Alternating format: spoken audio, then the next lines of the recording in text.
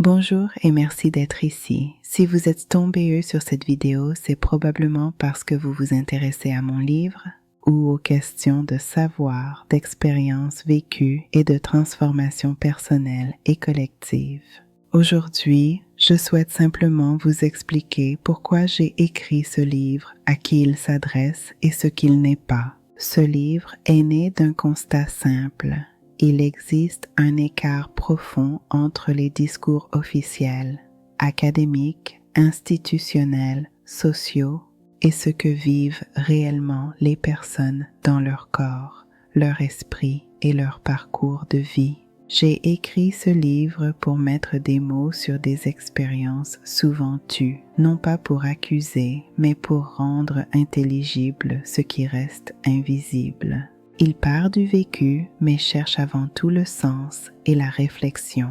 Je tiens à être très clair. Ce livre n'est pas un règlement de compte. Ce n'est pas un manifeste contre une institution et ce n'est pas un travail académique au sens strict. C'est un livre de réflexion écrit dans un langage accessible qui s'adresse à celles et ceux qui se sont déjà demandé: est-ce que ce que je vis a une valeur, même si ce n'est pas reconnu officiellement?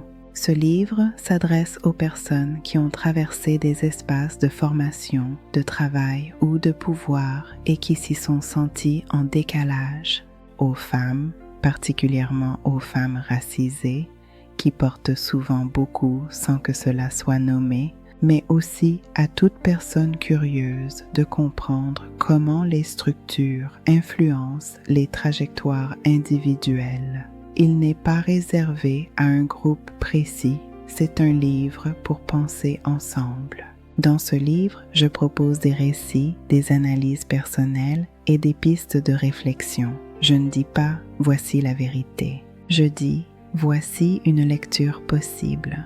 Enraciné dans l'expérience, l'observation et la réflexion. Mon parcours traverse plusieurs mondes, le monde académique, le monde social et le monde intime. Ce livre existe précisément parce que ces mondes ne se parlent pas assez. Il est distinct de mes travaux universitaires, mes dialogues avec les mêmes grandes questions, le savoir, le pouvoir, la reconnaissance, la légitimité. Pourquoi publier maintenant? Parce que j'ai appris que le moment parfait n'existe pas. Certaines paroles, si on les retient trop longtemps, finissent par s'éteindre. Et je crois profondément que partager une réflexion n'est jamais une faute, tant qu'elle est faite avec honnêteté et responsabilité. Si vous lisez ce livre, je vous invite à le faire sans chercher à être d'accord ou pas, mais en vous demandant simplement: qu'est-ce que cela m'apprend sur moi, sur les autres, sur le monde que nous construisons? Merci de prendre le temps d'écouter, de lire et de réfléchir.